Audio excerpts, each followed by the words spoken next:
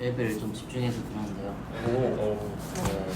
평소에는 평소에는 집중 잘 될 때 있고 보통 안 되는데 오늘은 좀 집중해서 잘 들었는데 오늘은 말씀이 좀 재밌었어요.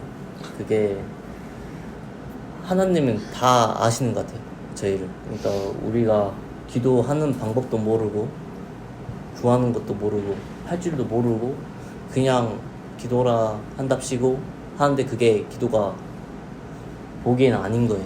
근데 엉망진창이고 좀 못나 보여도 해야 되는 이유가 그래도 그 기도를 좀 보완해서 다 이루어 주신다는 거예요. 저희가 이제 믿고 간절하게 바라고 그러면은 결국에는 이제 성령님이 다 풀어줘서 하나님한테 기도를 대신 올려드린다는 게 조금 놀라서, 그 원래는 하찮은 존재였는데 그것을 좀 하나님의 말로 잘 기도를 해주신다는 게 너무 은혜로운 일이고 좀 감사한 일을 받게 된다는 건 좀 놀라웠죠. 그게 좀 놀랐어요. 내가 원하는 대로 안 될 수는 있다. 그건 그쵸. 또 전제가 있고. 그다음 주의자님. 그냥 요즘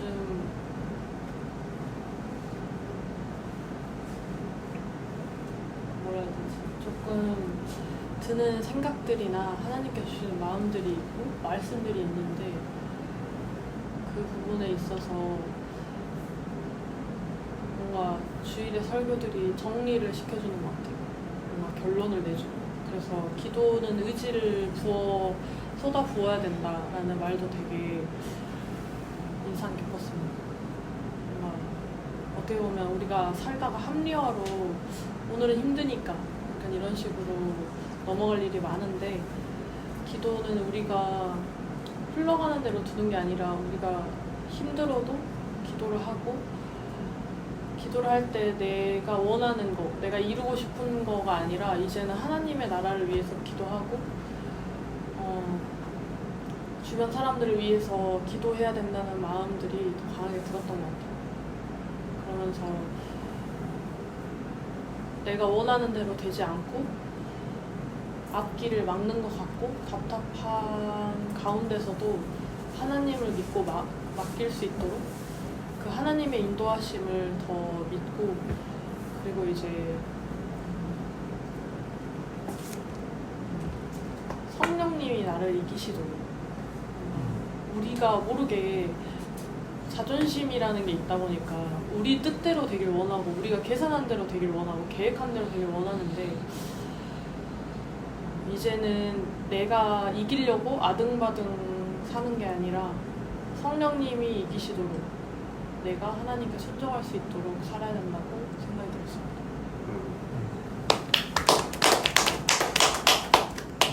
준영 형제. 저는 두 개가 좀 인상적이었는데, 그냥 한 개는 그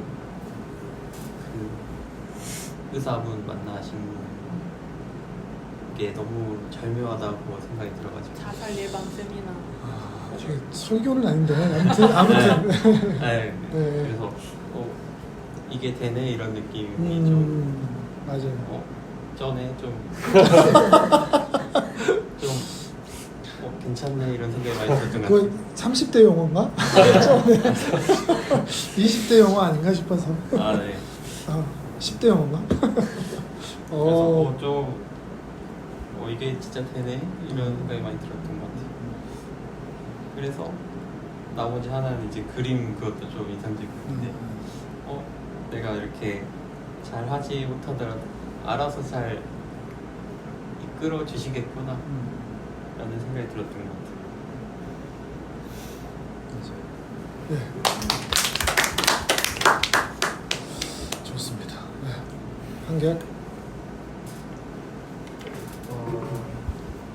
제가 집에서 남보다는 불행한 삶을 살고 있다는 걸 그래도 조금씩 느끼긴 하는데, 그렇게 생각할 때마다 가끔씩 기도를 하고 하는데 진심인 마음으로 기도를 했었지만 그 기도가 진짜 기도가 아니고 가짜 기도를 드렸다는 건 일단 그거에 대해 살짝 마음이 흔들렸고 지금까지 살아왔던 거는 나의 기도가 아니라 예수님의 기도 덕분에 이렇게 왔다는 걸 느끼게 됐습니다. 근데 남보다 가장 좀 불행한 인생이라고? 나랑 같이 사는데? 행복한 삶이죠. 네. 행복한 삶. 근데 이제 저도 자살 예방 이거에 대한 이야기를 들으면서 이제 청소년들의 생각을 많이 들었는데 청소년들이 자살을 많이 생각해요. 근데 그게 그 이유가 비교. 가정에서 오는 것도 있지만 인생 자체에서 오는 인생의 무게에서 느끼는 아무 문제가 없어 집에 자기 주변에는 근데 자기는 인생의 무게 때문에 힘든 그런 경우도 있다고 그러더라고요. 근데 한결이는 좀 그런 상황이 아닌가 싶어. 그냥 스스로 아무 문제가 없어 집에. 근데 스스로는 그게 아닌 거지. 한결이한테 그런 고민들이 좀 있는 것 같아요. 여러분도 그런 것들을 좀 보면서 좀 다독여 줄 수 있는 그런 분들 좀 드렸으면 좋겠어요. 지금 그런 상황이라는 그러니까 이런 얘기를 하더라도 아 그런 상태에서 아직 있구나 하는 것을 좀 이해를 해주시면 좋다. 제가 만약에 자살 예방 요구를 안 갔다 왔으면 이 얘기 들었으면 집에 가서 회초리 들었을 것 같아요. 뭐라고? 이러면서. 근데 그걸 좀 이해를 하게 된 것 같아요. 이게 인간으로서 가지는 당연한 생각이다. 누구나 이런 고민할 수 있다. 여러분 나중에 결혼해서 아이들이 이런 말 하더라도 내가 너한테 못해준 게 뭐야 이런 얘기 하는 게 아니라 아 인간으로서 가질 수 있는 당연한 고민이고 오히려 이런 고민하고 있다는 게 철들어가고 있다는 증거가 될 수 있는 거예요. 세상을 돌아볼 수 있는 그냥 막연하게 잘 살면 되고 돈 있으면 되고 이런 게 아니라는 거지. 괜히 또 설교한 것 같은 느낌이지만 자 넘어가겠습니다. 네. 평소에 기도할 때 좀 부족하다고 생각한 적이 몇 번 있었는데 이게 부족하더라도 또 생각하는 만큼 말이 안 나와도 어차피 그 하나님은 다 알고 계시고 또 내가 기도하는 거에 있어서 부족해도 성령님이 도와주신다는 걸 인지를 못했었다고 해야 되나? 그랬는데 오늘 듣고 지금까지 그러셨겠구나라는 생각을 했습니다. 좋습니다. 네, 경목 그 보여주신 영상처럼 아무리 내가 부족하게 기도를 하고 그 막 그래도 예수님께서 다 보정을 해가지고 100% 완벽하게 해주신다는 것을 보고 놀랐습니다. 놀랐어. 놀랐대요. 우리 경목이 이제 이게 살들이 좀 많이 붙어가기 시작해요. 맞습니다. 단문이었는데. 좋습니다. 좋은 발전. 일단 기도는 생각하면서 해야 된다고 생각을 하고 지냈는데 그게 뭔가 학업을 하면서 그냥 몸이 지치니까 그 시간을 따로 내기도 힘들고 그리고 뭔가 학업을 더 우선적으로 생각해서 그 시간을 내기가 좀 힘든 거예요. 근데 요즘에 또 다시 학기를 시작했는데 너무 약간 부담스러운 마음이 갑자기 너무 막 잘해내야겠다라는 생각이 너무 커져가지고 갑자기 너무 힘든 거예요, 혼자. 그래서 그때 힘드니까 기도를 하게 되는. 그래서 그때 막 기도를 하긴 했었는데 그래도 또 위로를 받고 그래서 더 하나님을 의지해야겠다라는 생각을 들었고요. 오늘 말씀에서 하나님 항상 나를 바라보시고 눈을 떼지 못하신다 그 말을 들었는데 갑자기 또 막 눈물이 나는 거예요. 감정 맥스. 그래가지고 끝나고 놀았어요. 아 진짜. 지금 빨개졌어. 그래서 빨리. 어떡해. 오빠 잘 웃지 마. 이러면서. 저 익숙합니다. 그래가지고 네, 그랬어요. 물티슈. 여기 있어. 티슈. 초야. 우리 빨리 오빠 집에서 볼 수 없는 거라. 여기 다 티야. 그래도 우리 박수를 한번 해줍시다. 네. 힘들 때요. 좀 더 힘든 시기에 더 가야 되고 간호학과예요, 간호학과. 루피도 언제 이제 빨리 해주세요. 네. 자, 혜영 형제. 저는 오늘 들으면서 이 성령님께서 어떤 일을 하시는구나라는 이런 개념을 잡을 수 있는 것 같아서 너무 좋았고, 또 제가 항상 하고 매 순간 하는 선택이나 기도가 완벽하지 않아도 또 내가 어떤 내 생각으로 하나님을 위해서 어떤 걸 한다고 해도 성령님께서 그걸 고치시고 보완하시고 나를 또 키워 가시겠구나라는 생각이 들어서 되게 좀 안정감이 들었고 또 감사할 수 있었던 오늘 말씀입니다. 저도 초이처럼 뭔가 이제 학기 시작하니까 뭐 여러 가지 맡은 것들이 참 많고 다 잘 해내고자 하는 그런 생각도 원래는 그런 마음이 사실 많이 없는데 이번에 좀 욕심이 있고 좀 잘 해보고자 하는 그런 마음이 있어서 부담이 좀 됐는데 오늘 말씀 들으면서 또 어떤 상황이든 간에 성령님께서 함께 하시고 도우실 거다라는 이 생각이 참 감사하고 좋았습니다. 박하현. 저는 사실 성령가 하나님이라고 생각하면은 성부 하나님, 성자 하나님에 대해서는 많이 들어보고 어떤 일을 하시는지도 조금 알 것 같은데 성령 하나님에 대해서는 사실 잘 모르겠다는 생각이 크는데 오늘 설교 말씀 들으면서 이런 나를 직접 도우시고 우리의 그런 모자란 기도를 보완하셔서 우리의 기도가 하나님께 닿도록 오시는구나 그거를 알게 됐고, 그리고 기도가 잘 안 될 때가 많았는데 그 아까 말씀에 우리가 기도할 바를 알지 못하나 그 말씀이 조금 위로가 됐던 것 같아요.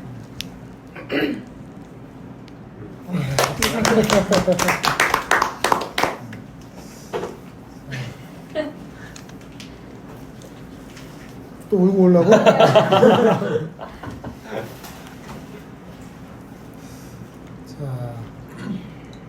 하여튼 저는 여러분에게 바라는 게 있다면 신앙이 우리는 대부분 굉장히 이론적이에요.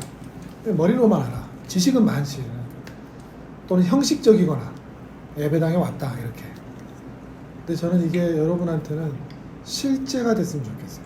성령님이 내 기도를 들으신다. 이게 그렇구나로 끝나는 게 아니라 내 삶에 그냥 바로 적용이 될 수 있는, 우리가 부족해도 괜찮구나, 못해도 괜찮구나.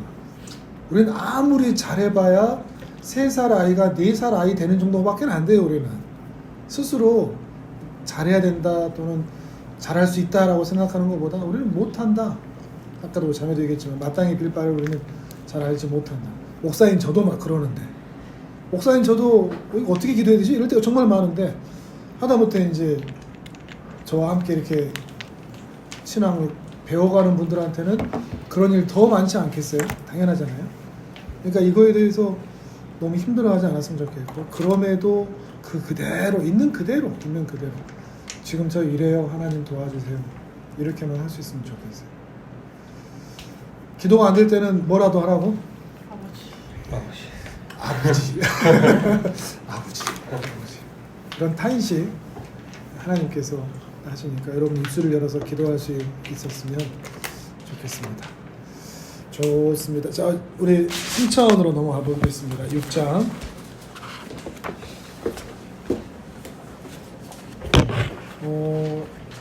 105페이지 같네요. 이 파란 페이지 여기를 펴주세요. 이걸 읽어볼게요. 제6장 주께서 승천을 통해 알려주려 하신 것. 자, 그 밑에 문구 읽어보겠습니다. 시작. 하늘에 오르셨고 전능하신 하나님 아버지 우편에 앉아 계시는데. 네. 자, 이 책에서도 그런 내용이 있는데 왜? 라는 질문, 신앙에서는 참 중요하거든요. 왜? 라는 질문. 왜 이렇게 하셨지? 우리가 이제 동정녀 탄생 부분에서도 그런 얘기 했었죠. 왜 이렇게 하셨지? 그때 기억나나요? 그런 이유가 있다고 했잖아요. 그렇게 하실 수밖에 없는, 해야만 하는. 말 같게 씻겨졌나? 하나님이시지만 재물이 되어주시고 우리의 재물이 되어주시고 우리를 왜 죽기 위해서 동정녀 탄생 성령 잉태라는 방법을 택하셨다고 했잖아요. 성령 잉태는 하나님이시다. 사람으로 태어나셨지만 하나님이시다. 동정녀 탄생은 사람이시다. 하나님이시면서 동시에 사람인 것을 확보하기 위해서 그 믿기 힘든 방법, 사람들이 오히려 시험에 드는 바로 그 방법을 택하셨던 그 이유가 있다는 거죠. 왜? 왜라는 질문을 통해서 막연하게 그냥 무조건 믿어라 이게 아니라 아 이래서 이렇게 택하셨구나, 이렇게 태어나셨구나 이해할 수 있게 되는 것처럼 오늘 부분 이 승천도 마찬가지야. 부활하신 다음에 왜 하늘로 올라가셨을까 하는 거죠. 왜 하늘로 올라가셨을까? 왜 승천이라는 게 있을까요?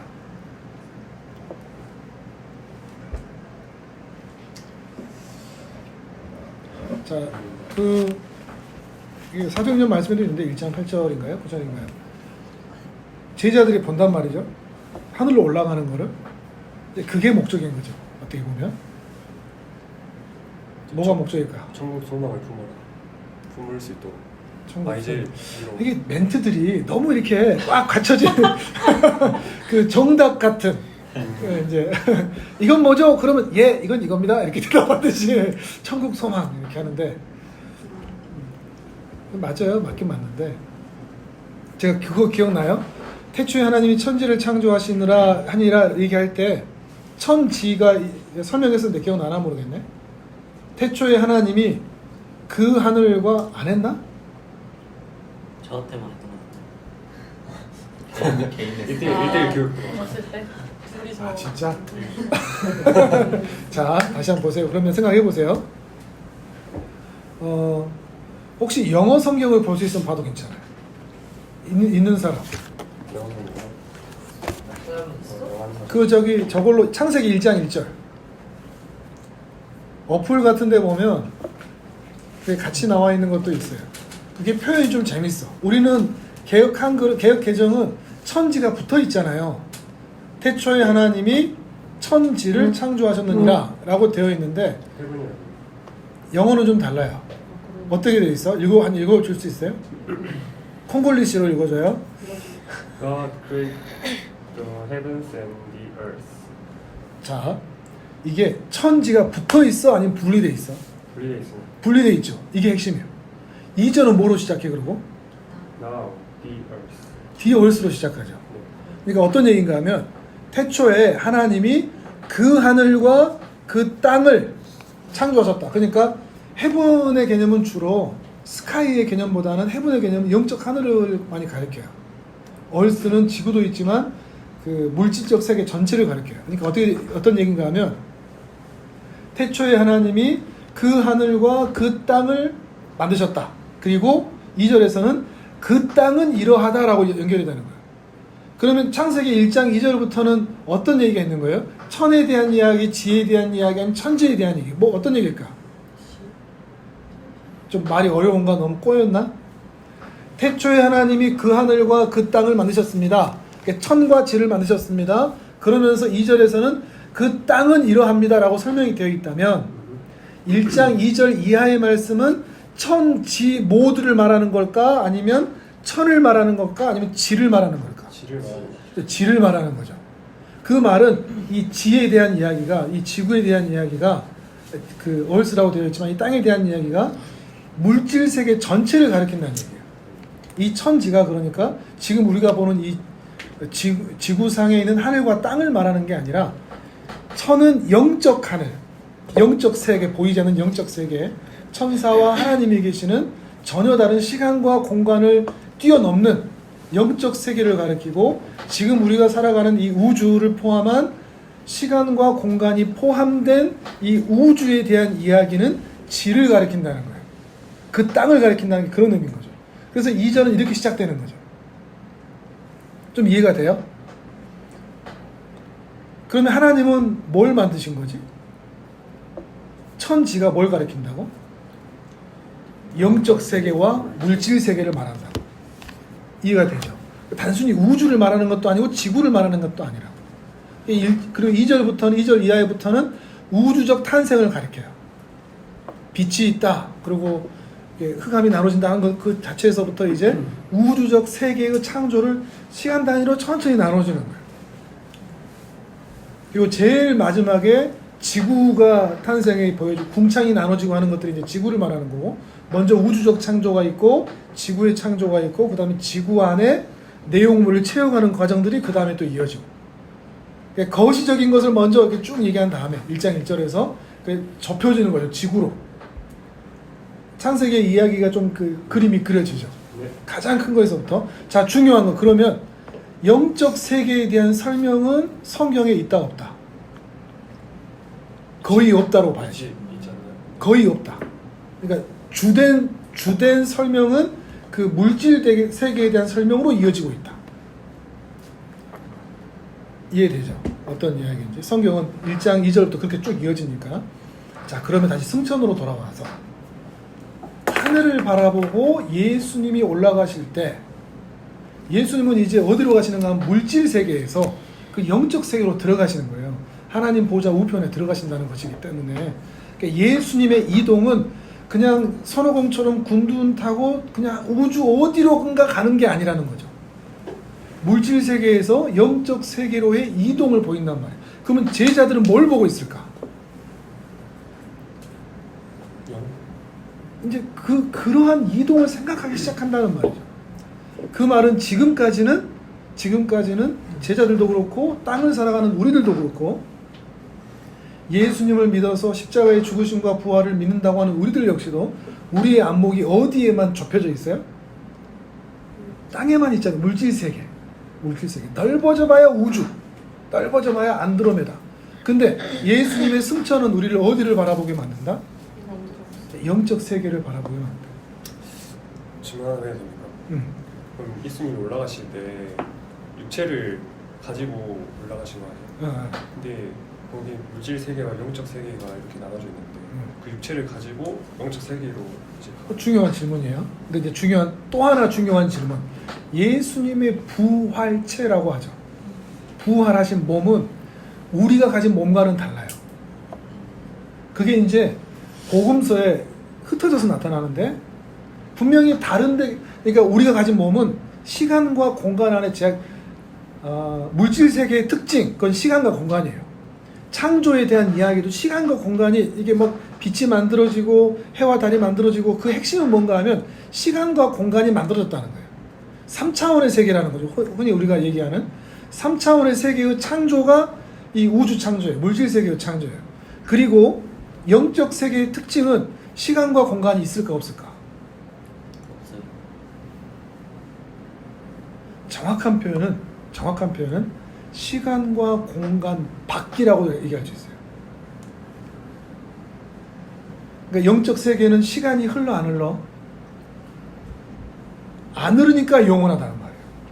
시간이 길다는 게 영원이 아니고 시간 밖에 존재하는 거예요. 시간 밖에 존재한다는 말은 영원하신 하나님이 우리에게 찾아오실 때 어떻게 찾아오는가 하면 과거와 현재와 미래를 동시에 계실 수 있다는 얘기예요. 이게 좀 복잡해져요. 철학적이고 과학적인 의미가 될 수 있는데 우리는 지금 어때요? 시간과 공간, 그 시간과 공간이 여기만 있을 수 있잖아요. 근데 하나님은 공간을 뛰어넘잖아. 편재하신다고 그러죠. 어디나 계신다고 그러죠. 그리고 시간도 뛰어넘는 거예요. 과거, 현재, 미래까지. 근데 우리가 기도하잖아. 기도할 때 하나님 도와주세요 그러면 하나님은 동시에 어디를 보고 계셔? 미래까지 동시에 같이 보고 계시는 거예요. 그냥 어떤 사람처럼 이렇게 뛰어넘어서 이렇게 타임머신 타고 가시는 게 아니라 시간 밖에서 우리의 모든 걸 한꺼번에 보신다는 이야기죠. 그렇기 때문에 이 영적 세계라는 것은 우리가 생각하는 이 세계하고는 완전히 다른 세계가 되는 거예요. 시간과 공간 밖에. 제가 지난주였나요? 그 설명한 거 있죠. 태아가 뱃속에서 생각하는 세상, 그려본 세상은 그냥 탯줄 하나, 그리고 이 양수 있는 이게 세상이 전부라고 생각하지만 이 태아가 밖에 나왔을 때 이 세상이 이랬을 것이라고 상상이나 됐겠어요? 못하잖아요. 우리가 생각하는 영적 세계라는 것도 그렇다는 거예요. 상상이 안 돼. 상상을 못해요. 시간 밖에 존재한다? 우리는 이걸 알 수가 없던 거죠. 그러니까 단순히 물질 세계에서 영적 세계라는 것은 이 차원에서 이 차원으로 넘어간다는 차원을 훨씬 더 뛰어넘어서 완전히 전혀 다른 세상으로 들어간다는 것을 의미해요. 그리고 이제 거기에 부활체가 들어가는 거예요. 예수님의 부활체라는 것은 말씀을 읽어보면 분명히 저기 계셨는데 여기 계셔. 그리고 제자들이 다 뻔히 아는 얼굴인데 제자들이 못 알아봐. 뭔가 좀 다르다는 거죠. 뭔가 특별하다는 거죠. 그 부활체의 약간의 힌트는 뭔가 하면 모세가 40일 동안 하나님과 함께 있었을 때 얼굴에 광채가 나죠. 그러니까 사람들이 못 보죠. 못 쳐다보죠. 영광스러워서. 40일 동안 하나님을 만나서 그 얼굴에 광채가 났다면 죄를 짓기 전에 아담의 얼굴은 어땠을까? 죄를 짓기 전에 41일인데 그렇게 됐다면, 그러니까 아담이 죄를 지어서 사람이 됐다, 내가 지금 벌거벗었다라는 그 말은 옷을 벗었다는 게 아니라 그 영광이 한꺼번에 사라졌다는 의미가 되는 거예요. 이해가 돼요? 오늘도 막 쏟아진다 이제 막 아무거나.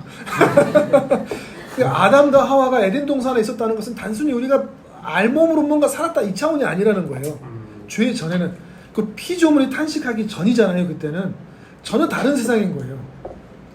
그 예수님의 부활체는 모세의 영광스러운 그 얼굴과 아담의 모습과는 비교할 수 없는 또 다른 모습일 거라고 생각을 해요.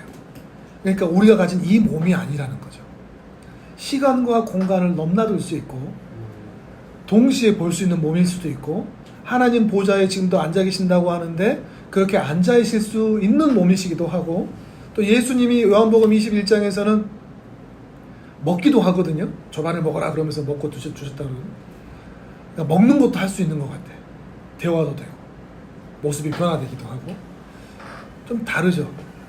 그러니까 우리가 천국에 간다, 그래서 영광스러운 몸으로 변화된다는 것은 예수님과 같아진다는 건데, 그 말은 예수님의 부활체를 우리도 입는다는 뜻이 돼요. 천국 가면 우리는 그렇게 바뀔 거예요.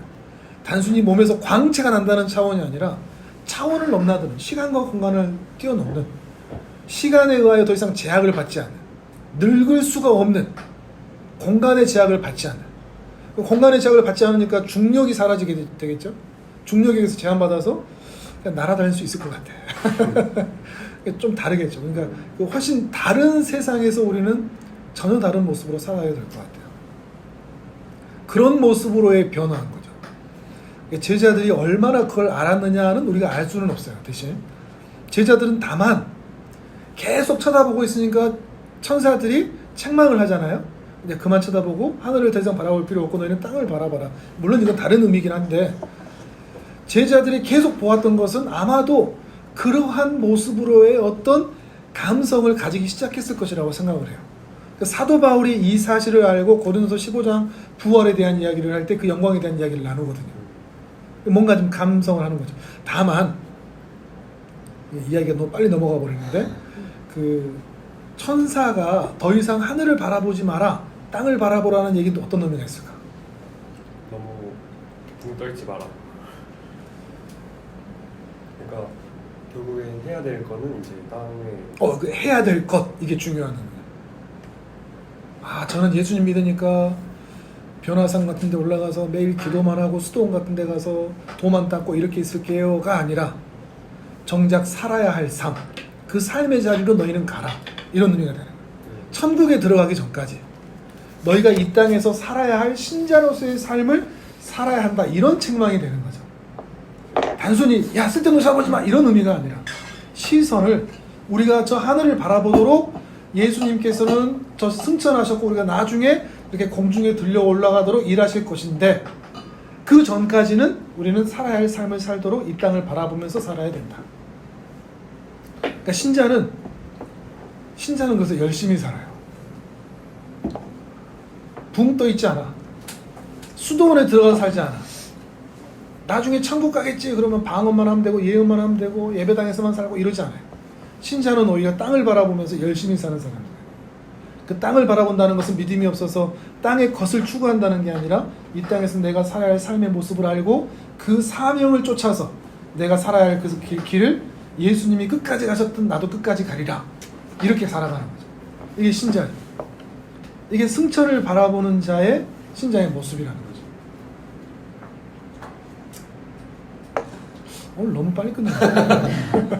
박수 치고 할렐루야 하면서 자, 궁금한 거 여기서 질문. 완벽하네. 조금 더 이제 좀 이해가 되죠? 늘 얘기하지만 문자적인 그대로만 믿고 하나님 하늘에 올라가셔서 보좌 올라가셔서 이대로만 하는 게 아니라 이것이 가지는 본질적인 의미를 저는 여러분께 설명을 드리고 있는 것이고 여러분도 그걸 통해서 붙잡았으면 좋겠어요. 아, 그러면은 정확하게 기억 안 나는데 예수님이 이제 부활하시고 무덤에 나오셨잖아요. 그때 이제 솔직히 성경에서의 내용은 정확한 시간의 흐름이 나와 있진 않지 않아요. 그래서 솔직히 갑자기 갈릴리로 가시거나 약간 이런 부분이 있는데 이것도 그런 의미인 거예요? 아니면 그건 어떻게? 그러니까 이런 것도 있고, 그런 것도 포함되죠. 그 막 어떤 사람들이 예수님에 대한 얘기를 하고 있을 때 같이 가서 식사도 하시고 뭐 잠도 잤다 이런 얘기도 나오잖아요. 누가복음에서 그 두 명이 걸어가잖아요. 네. 그 두 사람이 예수님을 못 알아봤어. 그니까. 얼굴이 달라진 거예요. 뭔가 다른 거죠. 저는 그 생김새도 생김새인데 이제 그 공간 그 부분에 있어서도 다른 거 다를 수밖에 없죠. 그렇게 볼 수 있는 거죠, 충분히. 공간을 넘나드는. 그래서 초능력자 이렇게 생각하지 말고. 그렇죠. 그 지금 뭐 드라마 뭐 초능력 관련된 뭐 드라마 무비? 뭐냐 나도 본 적은 없는데 그 TV 드라마는 아내가 봐야 나도 같이 봐요. 몰라. 드라마 뉴스에 나오는 그것만 보고 아내가 봤으면 나도 좀 그 내용을 봤을 텐데 우리 아내는 저기 소방서역, 경찰서역, 국가수사인가 네. 그걸 보더라고. 그래고 가시면 보는데. 그렇게 길어요. 네, 하여튼 뭐 하여튼 그런 초능력의 차원에서 그런 공상 과학 영화의 차원에서 우리가 어떤 모습을 변화된다 그런 차원을 생각하지는 말고 조금 더 본질적인 의미로서의 변화. 저는 이제 그냥 그게 다른 날이겠거니 그냥 이렇게만 생각을 했었거든요. 근데 이제 너무 이게 언제는 여기 가셨다가 언제 저기 가셨 이게 시간의 흐름을 모르다 보니까 그렇지. 공간의 제약이 없으셔서 그런가. 충분히 그러실 수 있는 거예요. 그때 이제 그 부활하신 이후로는 네. 전혀 다른 거죠.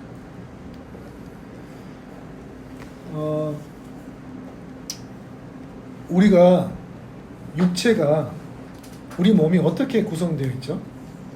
육체와 영혼이라고 흔히들 말하잖아요. 죽으면 몸은 썩고 영혼은 죽죠. 근데 이제 그게 어디로 되는지 우리는 모르죠. 경험할 수가 없으니까. 경험해본 사람도 없고.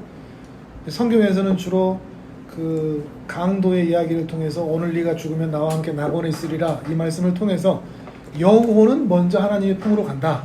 우리 이렇게 알아요. 몸은 죽지만 영혼은 하나님 품으로 가든지 지옥으로 가든지 이렇게 되는 거예요. 근데 언제 이게 나눠졌을까? 처음부터 이랬을까? 자, 오늘 또 다른 늪으로 들어갑니다. 이제 또 다른 걸로. 언제 이 몸, 육신과 이 영이 나눠지는 거예요? 원래 이랬을까? 원래 나눠져 있었을까? 처음 창조 때부터. 이제 아담의 그 선악과부터 이제 이제 처음에 굉장히 확신에 차서 대답을 했는데 이제는 그러지 않을까요? 이게 뭔가 하면 죄의 결과예요. 죄의 결과. 근데 죄의 결과도 진짜 신기한 게 분명히 하나님 그러셨잖아요. 이걸 먹으면 너 반드시 죽으리라. 근데 죽어버리면 우리한테 소망이 있어 없어? 없어요. 없잖아. 죽어버리면 끝나니까. 근데 하나님의 지혜는 뭔가 하면 우리 인간을 처음에는 영어로 얘기해서 미안해요. 영어는 짧긴 한데 원 유닛이야. 인간은 하나님께서 숨을 불어 넣으셔서 원 유닛으로 영혼과 몸이 분리되지 않은 원 유닛으로 만들었어요. 처음부터 분리되지 않았다고. 하나였다고. 근데 하나님의 지혜는 뭔가 하면 반드시 죽을 거라고 그러는데 죽어버리면 소망이 없으니까 우리 인간의 영혼과 육체를 분리하신 거야. 육체는 썩게 하되 영혼은 기회를 받을 수 있도록 두신 거죠.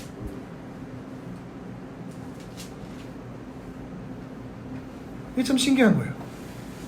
이게 반드시 죽지만 몸은 죽지만 영혼은 기회가 남아있는 거예요. 그때 이제 이게 분리가 된 거예요. 부활체를 입는다는 게 뭔가 하면 그러니까 우리가 죽어서가 아니라 하나님 나라가 완성이 돼서 죽었던 자들이 높이 들려지고 하는, 그리고 거기에 데살로니가 후서인가요? 거기 말씀을 보면 육체와 다시 만나는 장면이 있어요. 그게 뭔가 하면 썩었던 육체와, 우리 죽었던 육체와 영혼이 다시 만나서 부활체를 입는 거예요. 다시 원유닛이 되는 거예요.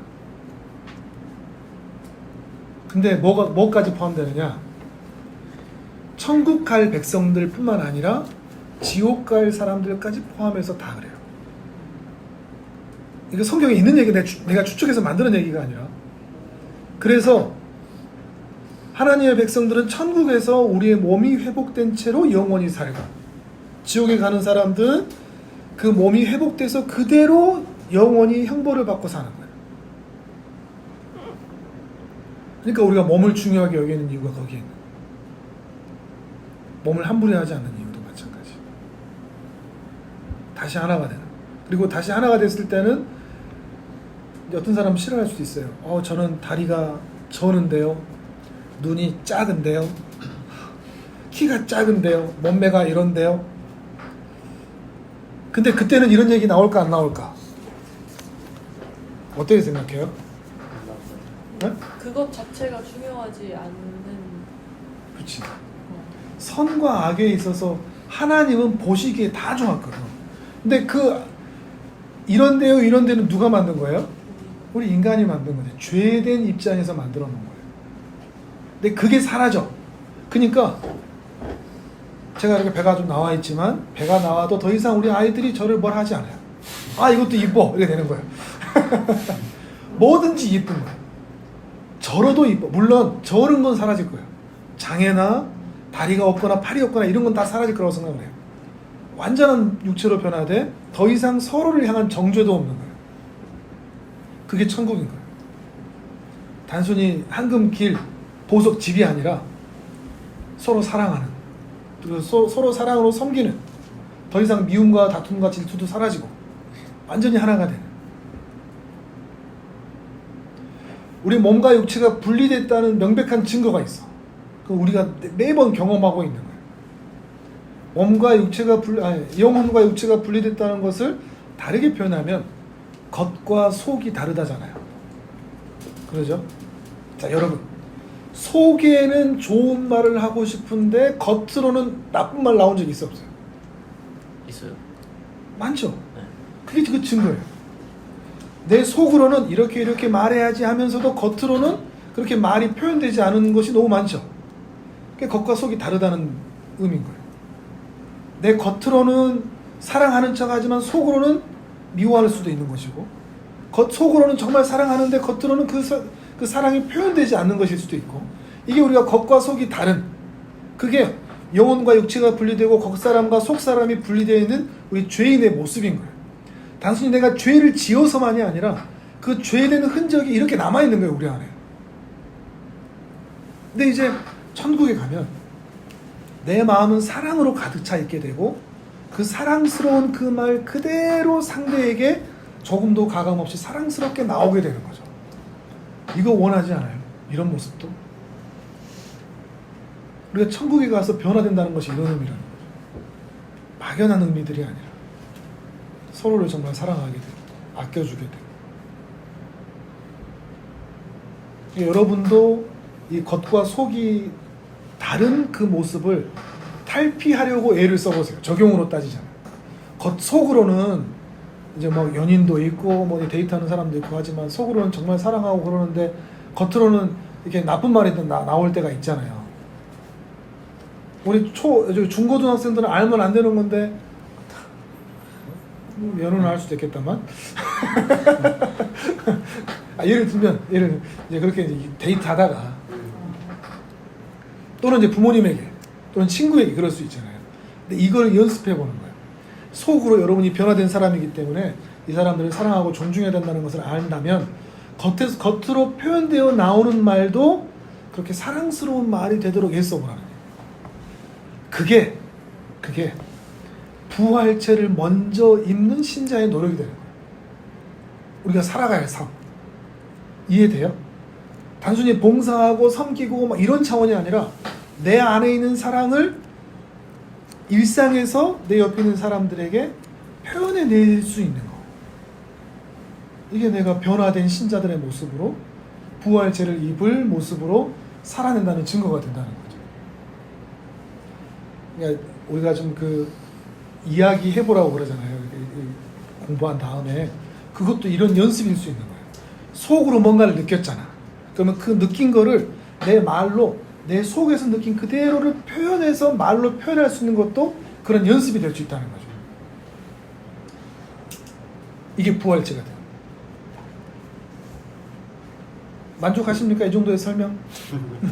그렇게 될 거예요. 천국 간다는 게 그런 의미인 거예요. 천국 가고 싶죠.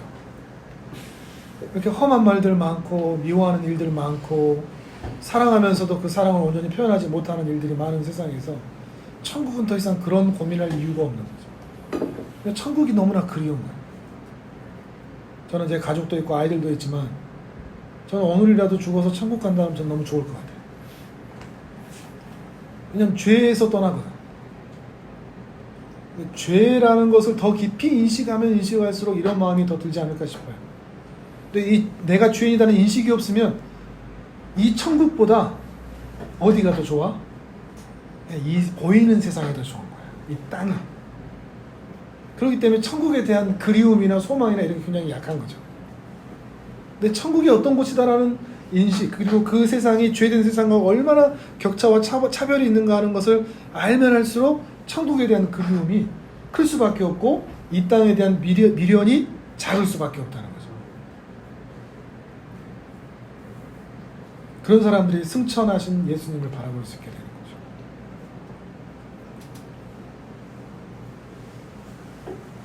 질문. 또 2시 반인가 또 봐봐야 되는데. 여기까지 다 하고 끝날 때. 오늘은 그 2시만 못 맞출 것 같아. 시간이 좀 많이 남았는데. 자, 질문 있어요? 질문? 아까 천국에 대한 그리움이라고 표현하셨는데 전 천국을 내가 죽어서 나중에 갈 수 있는 곳 이런 사후세계로 생각하고 있었는데 왜 그리움이라고 말씀하셨는지 궁금했어요. 왜 그립냐? 우리가 이제 지난번에 얘기했죠. 아담에 대한 이야기. 좀 알 것 같죠? 그렇게 얘기하면. 우리는 아담, 하와 그러면 죄 지은 죄인이라고 생각하잖아요. 저 사람 때문에 죄가 들어왔다. 근데 막상 아담의 삶을 조금만 더 살펴보면, 자, 복습 차원에서 설명을 좀 할게요. 복습 차원에서 이제 그 얘기 좀 한 적이 있어서. 네네. 아담이 쫓겨났잖아요. 에덴 동산에서. 쫓겨나서 제일 먼저 한 일이 뭔가 하면 3장으로 바로 넘어와서 4장으로 바로 넘어와서 제일 먼저 한 게 뭔가 하면 동침이에요. 하와와. 이상하죠? 성의 눈이 떴나? 이렇게 생각할 수 있겠는데 왜 그래? 너 떴어? 근데 동침이 왜 먼저 나오는가 하면 3장 15절에 그 이제 원시복음이라고 하는데 하나님께서 뱀에게 저주를 하시는데 너의 후손과 여자의 후손이 서로 다투게 되고 뱀의 후손은 여자의 후손의 발꿈치를 상하게 하는데 여자의 후손은 뱀의 머리를 깨뜨릴 것이다. 이런 약속이 있는 거예요. 아담이 들은 모든 말 중에 모든 게 다 저주인데 전부가 다 저주인데 그 뱀에게 한 자기한테 한 말도 아니고 뱀에게 한 그 말 여자의 후손이 뱀의 머리를 깨뜨린다. 상하게 한다. 이 말은 딱 한마디 소망이 되는 말이에요. 그럼 뭐가 필요해 그럼? 자손. 여자의 후손이 필요하잖아. 우리는 여기서 바로 예수 그리스도로 가버리거든요. 너무 성급하게. 근데 아담 입장에서 보면 자손이 뭔지 정확하게는 이게 씨라는 단어예요. 씨. 우리 자손 뜻도 되지만 씨라는 단어인데 이 씨가 뭔지 자손이 뭔지 또 모르겠어요. 동침이 뭔지도 몰랐을 수도 있어. 근데 하나님께 물어봤을지도 모르겠는데 아니면 자연스럽게 알게 됐을지도 모르겠는데 이렇게 하면 여자의 후손을 만날 수 있지 않을까? 여자의 후손을 통해서 에덴 동산에서 쫓겨나서 에덴 동편으로 나와 있는데 다시 에덴으로 돌아갈 수 있지 않을까? 라는 그 기대감이 있기 때문에 동침을 먼저 한 거예요. 그리고 가인을 낳고 나서는 하나님으로 말미암아 등남했다 그랬어요. 그 씨를 가졌다는 얘기예요. 그럼 어떤 기대감이 있어? 그죠. 소망에 대한 그쵸? 뭔가 달라질 거다. 왜 이런 소망을 갖는가 하면 바로 사장 바로 앞에 쫓겨나는 흔적을 뭐라고 얘기하는가 하면 에덴 동산으로 들어가는 길을 막아버리셨어요. 두루 도는 불칼, 화영검이라고 있는데 예전 편에는 두루 도는 불칼이 있고 천사들이 거기를 막고 있어요. 그 말은 하나님이 더 이상 못 들어오게 하신단 말이잖아요. 그리고 아담 입장에서는 그러면 저 하나님께 돌아가려면 아이를 낳으면 되는구나, 이런 소망을 가지고 있는 거죠. 그러면 이 아이를 등남하자마자 에덴의 동편 거기로 달려가는 거지. 애기를 들고 하나님께 소리치는 거죠. 여자의 우선 데리고 왔어요. 문 열어주세요. 왜 이게 가능하냐? 아담에게는 하나님은 아빠예요. 신이 아니라 자기를 만들어주신 아빠, 그리고 나에게 아내를 주신 하와에게는 시아버지가 아빠란 말이에요. 그리고 아담의 마음에는 그냥 죄 지었으니까 끝났다, 여기서 평생 살자가 아니라 어떻게 하면 아빠에게로 다시 돌아갈 수 있을까인 거죠.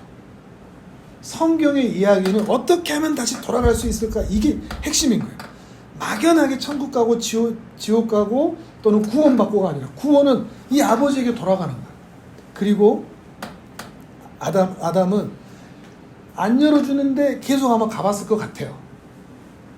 틀림없이 가봤을 거예요.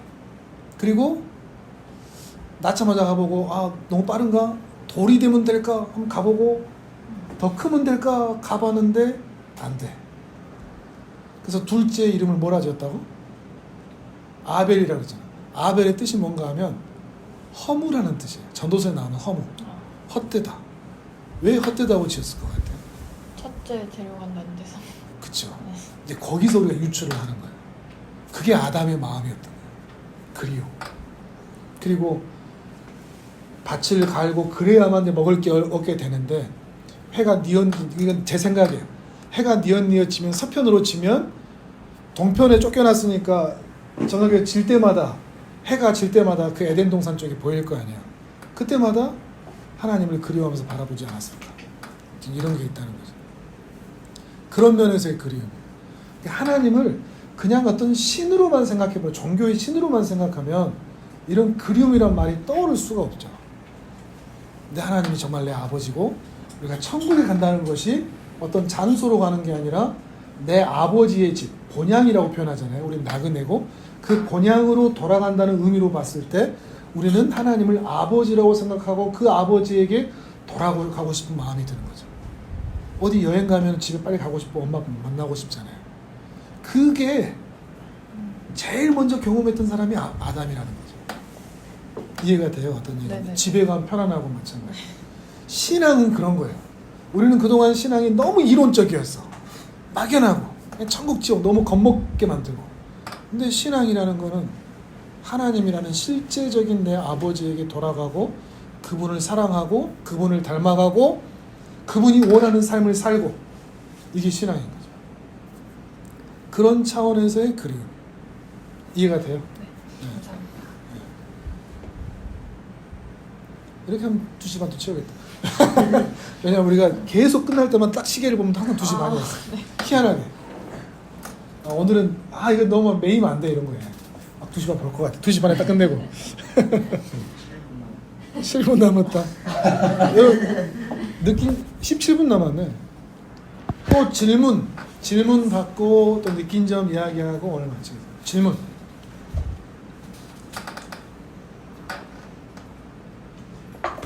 그러면 창세기 이야기가 나온 김에 생명나무의 길을 지키게 하셨다, 이렇게 하셨는데, 그럼 이건 영적 세계를 말하는 건가요? 아니면 이 생명나무의 길? 자, 안 막으면 이게 한 것 같은데, 그 길을 막지 않고 생명나무로 가서 생명나무의 열매를 이건 실제로 먹는다는 것 같아요. 실제적 행위가 들어가는 것 같아요. 생명나무도 실제 있다고 봐요. 선악을 알게 하는 나무도 실제 있고, 이 동산 중앙에 두 가지 같이 있는 거죠. 근데 그걸 막아버리셨어. 만약에 안 막았다면 어땠을까요? 안 막았다면. 그래서 아담이 생명나무 열매를 먹었다면 어떨까? 선악과를 또 먹었을 것 같습니다. 선악과를 먹을까? 죄를 지어서 이렇게 떨어졌으면 이제 그다음 뭘 먹어야 돼? 생명나무. 생명나무를 먹어야지. 생각보다 너무 맛있어가지고 또 먹은 거지. 맛은 전라도는 어디 가나 다 맛집이잖아요. 애동동산에 있는 나무 열매는 뭘 먹어도 다 맛집일 것 같아요. 다 맛있을 거예요. 맛의 차이는 있지 않다고. 다만 하나님께서 그걸 동산 중앙에 두고 순종하도록 두셨던 표시지 맛이나 이런 차원은 다른 것 같아요. 그냥 그거 하나 수만 그루 아니면 수십만 그루의 나무가 있었을 거예요. 그냥 수십만 그루의 나무는 네 마음대로 다 먹어라. 근데 이거 하나만 이거 쉬워 어려워 이러면? 수십만 그루 다 먹어. 근데 이거 하나만 먹지 마. 쉬워 어려워요. 쉬운 명령이야? 어려운 명령이야? 쉬운 거지. 그거 하나만 안 먹으면 되니까. 하나님의 명령은 쉬운 게 아니에요. 파란 불은 어떻게 하면 돼? 건너가면 돼. 빨간 불은 어떻게 하면 돼? 안 가면 돼. 하나님 명령 다 그래요. 하라는 건 하라면 돼요. 하지 말라는 건 안 하면 돼요. 생명나무로 가는 것도 마찬가지고 선악을 먹는 것도 마찬가지인데 만약에 죄의 문제가 해결되지 않은 상태에서 생명나무의 열매를 먹었다. 그럼 어떻게 될까요? 극단적으로 얘기해서 죄인인 상태로 영원히 사는 거죠. 그래서 막은 거예요. 그럼 막은 거는 은혜야 벌이야? 은혜. 은혜죠, 은혜. 오히려 은혜죠. 거기에 그룹들이 있다고 그랬잖아요. 천사들이 막았다고 그랬잖아요. 이게 재밌는 게 이거 재밌는 거예요. 성막을 보면 성막 구조를 좀 아나? 성막이 있고 그 안에 성소가 있잖아요. 성소가 있고 지성소가 있어요. 지성소는 지극히 거룩한 장소라는 것으로 하나님의 언약궤가 있는데 언약궤의 뚜껑이 그 보좌처럼 돼 있어요. 왕좌처럼. 오늘 히브리서 4장 16절에 은혜의 보좌라고 그러잖아요. 그 은혜의 보좌가 그 지성소 안에 있는 언약궤 뚜껑을 가리켜. 하나님의 임재의 상징을 가리켜. 하나님의 장소. 마치 에덴 동산 같은 거죠. 근데 지성소와 성소 사이에 언약궤가 이렇게 있으면 이렇게 있다고 치면 이게 성막이 이렇게 있다 치면 여기가 그 성소가 있어요. 그리고 3분의 2가 성소, 3분의 1이 지성소예요. 이렇게 있어요. 근데 성소와 지성소를 가르는 그 사이에는 휘장이 있어. 커튼 같은 거. 그 커튼에 뭐가 수놓아져 있는 줄 알아요? 수놓아져 있는 거야. 구루. 그게 어떤 의미일까 그러면? 하나님. 아까 했던 생명나무로 가는 그 길을 막아놓듯이 여기는 들어온다 못 들어온다. 아무도 못 들어온다. 1년에 단 하루 대속죄일에 대제사장만 들어갈 수 있어요. 모든 이스라엘 백성들의 죄를 사하기 위해서. 근데 더 재밌는 거. 예수님이 십자가에 죽으시잖아요. 그러면 4개의 복음서에 다 똑같이 얘기하는 게 뭔가 하면 휘장이 지어졌다. 그게 뭘 가리킬까? 그 생명나무로 들어가는 길이 막혀 있었는데 이제는 열어졌다는 의미가. 그래서 히브리서 10장에 보면 담대히 하나님 앞으로 나아간다는 표정이 그렇게 나오는 거예요. 이게 창세기와 복음서와 히브리서가 이렇게 연결이 돼요. 출애굽기와. 그 수놓아졌다는 그 자체에서부터 시작해서. 이런 거 보면 안 재밌어요? 이게 전체가 성경 전체가 다 연결되어 있는 거예요. 그리고 그 생명나무로 들어가는 요한계시록 21장, 22장 그게 마지막 그 모습도 새 예루살렘으로 이제 전부가 다 어린 양과 함께 어린 양에 있는 그 생명나무가 있는 그 동산으로 가는 거죠. 그렇게 성경은 끝나요. 회복으로 새 예루살렘에 들어가는 거예요. 성경의 마지막은 새 에덴이 회복되는 거예요. 새로운 에덴. 근데 처음 에덴보다 나은 에덴이겠죠. 왜냐하면 첫 아담과 둘째 아담이신 예수님이 다르기 때문에. 이게 성경의 이야기지. 에덴은 그냥 사라졌어요. 홍수가 났잖아요. 그 전에는 이 땅에 있었던 거예요. 그렇죠. 물질세계. 물질세계에 있던 거죠. 실제로 있던 장소. 터키 지역이 가장 유력하죠. 아무래도. 왜냐하면 그 4개 강이 있기 때문에. 4개 강. 중동 지역 그쪽 유력하죠. 4개 강 중에 2개 강이 유프라테스, 이 강. 그러니까 그 강들이 지금도 남아있는 강들이 있습니다. 홍수 때 아마 다 쓸려졌을 거라고 생각합니다. 재밌는 거 또 재밌네요. 가인의 후손은 존재할까 존재하지 않을까? 가인 후손. 첫째 아들. 아담의 첫째. 근데 있으니까 이렇게 아들 이명이 내가 아까 힌트를 줬는데 홍수로 홍수 때 누구만 살아남았어? 노아. 노아는 누구의 후손이야? 아들. 세대 후손이 세대. 그러면 가인의 후손들은 다 씨가 말렸어. 죽었지. 근데 죄가 남아있네? 그건 어떤 의미일까? 죄는 혈통으로 타고 오르는 게 아니라 영적으로 사람들 안에 들어와 있는 거야. 그게 누구라 할지라도 셋의 후손이라고 할지라도.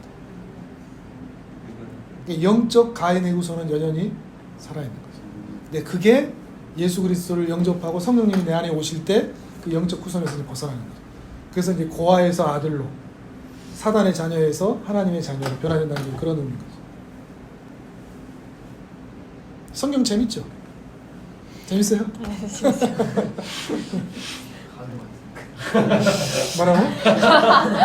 뭐라고?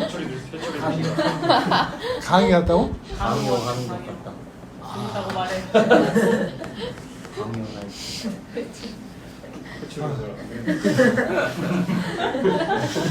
아들놈한테 상처받았어. 자, 여기까지 하고 오늘 느낀 점 이야기해보고 오늘 마치도록 하겠습니다. 상우 형제부터 쭉 하시죠.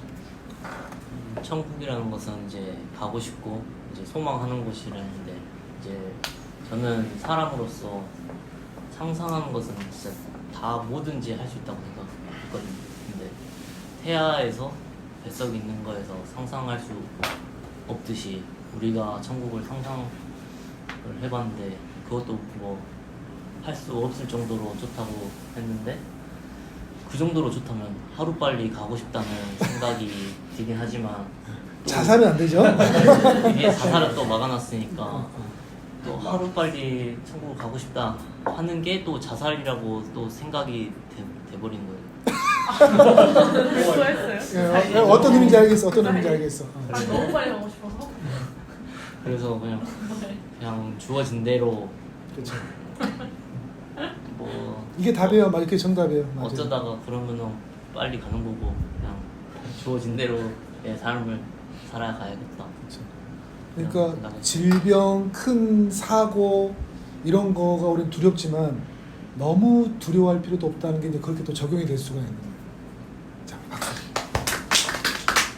중간에 저는 계속 그 천국에 대해서 뭔가 뭐라 해야 되지? 조금씩 잘 보이는 느낌이었어요. 너무 약간 뭉텅거리하는 느낌이면 좀 그런 느낌이었는데, 이제 예수님의 부활체가 시공간의 제약을 받지 않고 외형이나 이런 부분들에 대한 것도 설명을 들었을 때 되게 이해가 잘 됐고, 그리고 이제 천국을 너무 가고 싶잖아요. 근데 제가 사랑하는 사람들도 같이 가고 싶다는 마음이 가장 크니까 이 땅에 있을 때 하나님이 우리에게 아직 이 생명을 남게 해주신 게 그 사람들에게 조금 더 복음을 전하고 조금 더 많은 사람들이 하나님 나라를 이루고 그 소망을 가질 수 있도록 같이 가고 싶은 마음이 큰 것 같아요. 그래서 더 기도를 열심히 하고 그 사람들을 위해서 기도하고 전해야겠다는 생각이 들었습니다. 한 가지 더 하자면 부부는 천국에 가서도 부부예요. 그러니까 부부는 영원히 사랑하는 사람과 그 단 한 사람과, 그러니까 이제 소위 십경에서 말하는 간음, 이혼, 사별이라는 게 또 다르지만, 근데 한 번 결혼으로 충분할 수 있다고 저는 봐요. 죽어서 다시 영원히 살 수 있으니까. 결혼 지금 사랑하고 만나서 또 사랑하는 거예요. 근데 아까 말씀하신 것처럼 만약에 갑자기 들었는데 사별을 했어요. 그럼 또 재혼을 했어요. 그러면 어떻게 되는 거예요? 이제 천국은 가족의 개념이 많이 달라져요. 없다고. 네, 없지는 않은데 왜 없냐면 모두가 다 가족이니까. 근데 부부는 있어요. 있을 수밖에 없죠. 한 몸이니까. 모두가 가족이라니까. 모두가 사랑하는 한 가족이 된다는 의미지. 지금의 혈연과 지연으로 묶여진 이게 떨어진다는 거지. 가족 자체가 없어진다는 말은 아니라는 거지. 모두를 다 사랑하는 가족이지만. 근데 내 가족 이런 느낌이 그- 없어진다는 거예요. 그쵸. 자기중심적 생각이 많이 사라진다는 거지. 가족이라는 이 관계 자체가 아예 떨어진다는 얘기가 아닙니다. 다 남이 된다는 얘기가 아니라 전부가 다 내 사랑하는 사람이 되는 거예요. 한 가족이 되는 거예요. 아버지의 자녀인 것처럼. 그러니까 여전히 부부는 남아있을 수밖에 없는 거예요. 그러니까 영원히 사랑할 사람을 배우자로 택하는 거예요. 그러니까 다시 한번 생각해봐. 근데 만약에 제가 그렇다는 건 아니지만 결혼을 했어요. 근데 한 명은 지옥을 가면 그 사람은 어떻게 되는 거예요? 다른 가족들하고 살아야지. 그냥 없는 거예요? 그렇지. 그러니까 더 전도하고 싶은 마음이 드는 거지. 같이 가고 싶은 마음. 그러니까 결혼에 대해서 이 세태는 너무 이게 흐트러졌잖아요. 이제 혼전 성관계, 혼전 순결 이런 것도 마찬가지고 정말 많이 흐트러져 있는 이 세대에 이 천국의 의미를 안다면 우리는 어떻게 살아야 될까? 이거에 대한 고민을 할 필요가 있다는 거죠. 영원히 살 그 사람. 함부로 바람피고 함부로 혼외 자녀를 낳고 이런 일들은 단순히 율법적인 차원에서 하면 된다 안 된다 법적인 차원에서의 결과가 아니라 천국 백성으로서 천국에서 만날 그런 삶의 모습을 생각했을 때 우리가 신자들이 택해야 될 삶은 아니라는 거죠. 율법적 차원에서가 아니라 지금부터가 중요해요. 지금부터. 하여튼 여기까지. 하여튼 창고 대방출. 막 쏟아내나. 자, 주무 형님. 네, 박수. 오늘 해주신 말씀이 너무 어려워가지고 머리가 좀 아프고 그러더라고요. 근데 그 궁금한 게 그러면 제 주변 사람들이 천국을 믿고 있잖아요.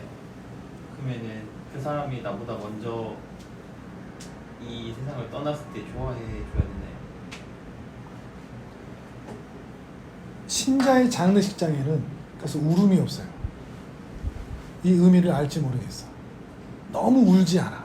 통곡이 없는 거야. 이 의미를 생각해 볼 수 있을까요? 그러니까 좋아해주고 박수치고 이건 아니지만 언젠간 다시 만난다라는 그 소망 이게 있기 때문에 다시 못 만날 것처럼 부르짖고 막 통곡하고 그렇지는 않다는 거예요. 신자의 장례식장. 좀 달라요. 그러니까. 근데 감정은 있을 수 있을 것 같아요. 그죠? 그럼 감정은 당연히 있지. 감정은 당연히 있지. 무조건 막 이건 아니죠. 왜냐하면 이제 못 해준 게 생각나니까, 미안한 게 생각나니까, 못 살게 해준 게 또 죄송하고, 부모님 그럴 수 있고, 배우자도 그럴 수 있고, 그러면서도 너무 울지 않는 것은 소망이 있습니다. 부활의 소망이 있습니다. 또 방법은 있어요. 둘 다 같이 지옥 가면 돼. 그러지 않으려면 이제 예수님을 믿고 우리 아버지 집으로 돌아가는 게 제일 좋죠. 또 질문으로만 어려워가지고 어려워서 아담의 마음이 좀 공감이 됐던 거. 집에 가고 싶어. 지금 힘들었구나 오늘. 아유. 집에 대한 그리움. 그 어이가 없네. 나한테 하는 소리 아니야 혹시?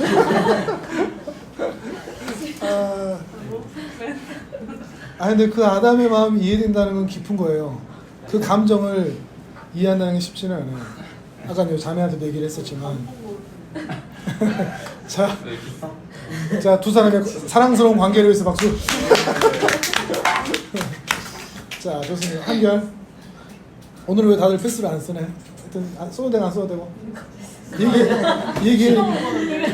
제가 얘기해.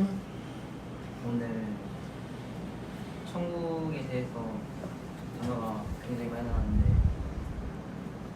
제가 천국으로 간다고 해도 제가 버린 일은 많고 그리고 가지고 있는 죄도 많기 때문에 갈 수 있다고 해도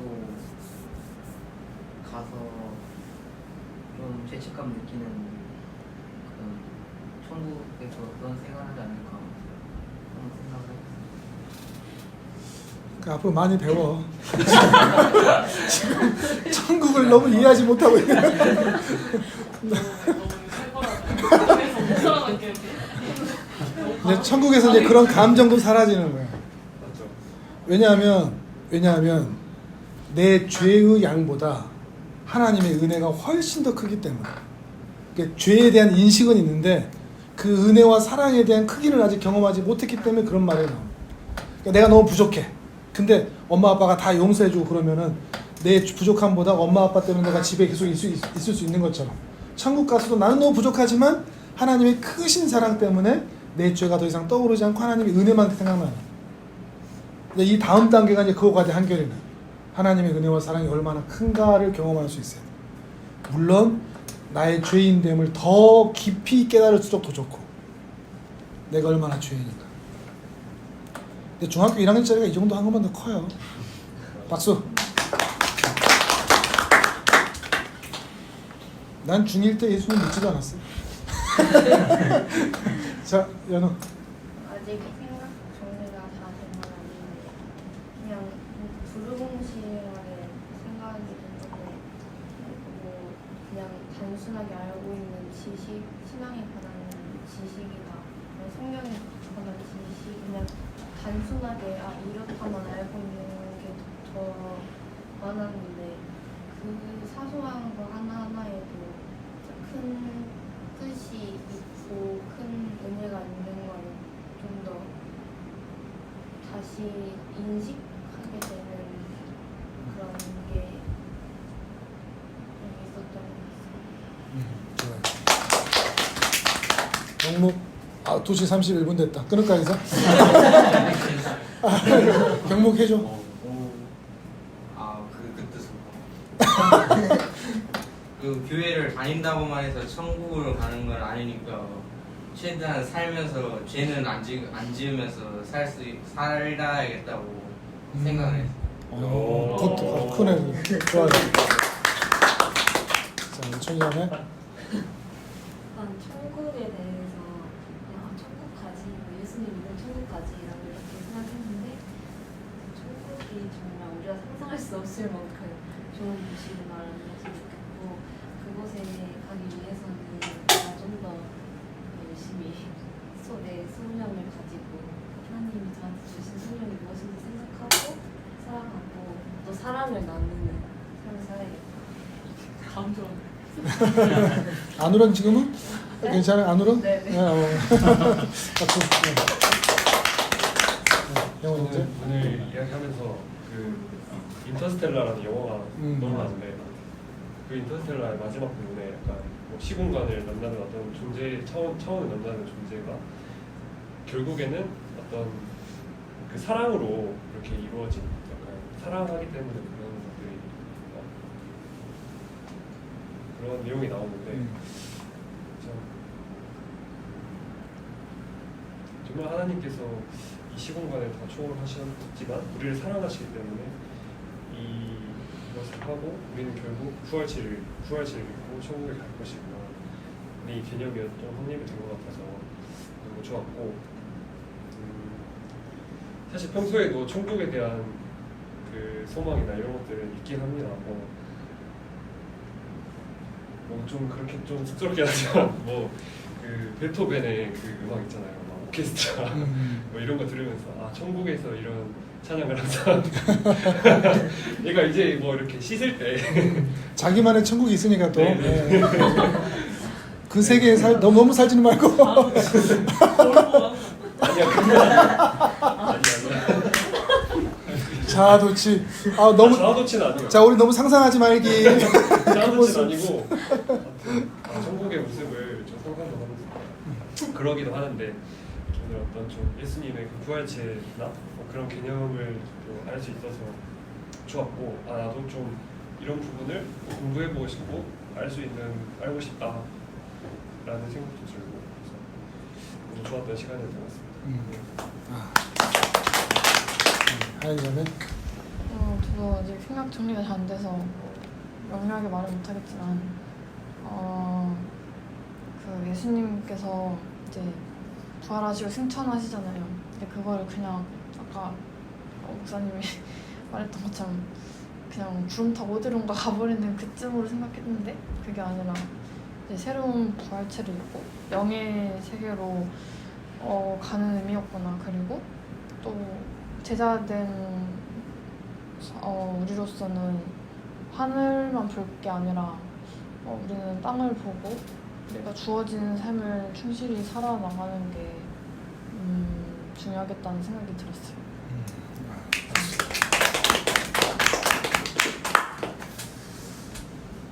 참고로 그 영의 세계, 영적 세계라는 이 표현이 우리는 그 전설의 고향으로 너무 연결이 돼요. 그러니까 귀신으로 생각하거든요. 성경에서 말하는 영은 사람이 죽어서 혼이 남아서 귀신이 되는 그걸 말하지는 않아요. 말했지만 영은 육체를 벗어난 상태, 육체를 입었다는 것은 시간과 공간 안에 제약을 받는 거고, 영의 상태는 시간과 공간에 제약을 받지 않는다는 상태예요. 달라요. 이 생각을 했으면 좋겠어요. 영적 상태로 넘어간다는 것은 단순히 귀신이 된다의 차원은 완전히 다른 거예요. 성경에는 자 귀신이 있다 없다. 전설의 고향에 나오는 귀신이 있다 없다. 귀신 있어요. 전설의 고향은 모르겠어요. 귀신이 있는 것 같아요. 너무 단순한데 사람이 죽어서 영혼이 구천을 떠돌 수 있을까 없을까? 귀신은 그렇게 되는 만들어진 존재거든요. 귀신은 이게 이제 신과 함께라는 영화에서 봤을 때 그렇게 오해하게 되는 저승사자 같은 죽어서 되는 거잖아요. 성경은 분명히 말해요. 사람은 죽어서 천국 아니면 지옥으로 가요. 남아있는 상태는 없어. 이게 이제 뭐가 되냐면 카톨릭의 연옥이라고 있어요. 연옥이라고 들어본 사람 있는지 모르겠어요. 연옥. 연옥은 중간 세계예요. 이 땅과 하나님 나라와 그 중간 세계 연옥의 상태를 두는 걸 말하는데 성경에서는 이 연옥을 말하지 않아요. 그러니까 사람은 죽으면 무조건 천국을 가든지 지옥을 가든지 하나님 품으로 들어가든지 가는 거예요. 이 땅에 남아있지는 않아. 이게 전설의 고향과 차이. 전설의 고향은 한이 있으면 남는다고 그러잖아요. 그런 일은 없는 거예요. 다만 귀신은 사람이 죽어서 만들어진 영혼이 아니라 성경에서 말하는 귀신은 아예 처음부터 영적 세계에 있던 존재, 거기를 말하는 거예요. 이해하시겠죠? 차원이 다른 거예요. 사단이 본래 천사였는데 천사가 하나님께만 영광이 돌려지고 또 하나님이 인간만 사랑하는 것에 대한 불만을 품고 인간과 하나님과의 관계를 무너뜨리기 위해서 타락한 존재. 이게 사단이에요.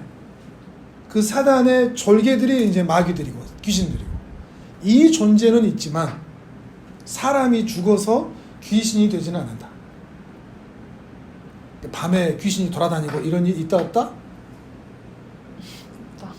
없다. 없다. 그런데 밤은 무섭다. 무서울 수는 있다. 이 차이 이해하겠죠? 귀신의 존재에 대해서.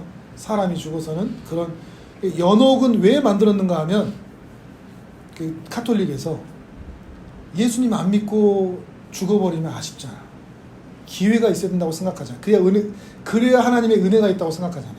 그래서 죽은 조상을 위해서 남은 후손이 헌금을 많이 하거나 공덕을 많이 쌓으면 예수님을 안 믿었어도 천국에 갈 수 있다. 후손들의 공덕 때문에. 그렇게 만들어진 게 연옥이에요. 중간 세계의 차원. 그러니까 인간적인 관점에서 만든 거죠. 근데 죽음 이후에는 기회가 있다 없다? 없다. 살아서 예수를 믿지 않은 이상은 기회가 없다. 이런 차이도 여러분 알고 계시면 좋을 것 같습니다. 오늘 일부러 2시 30분 넘기려고.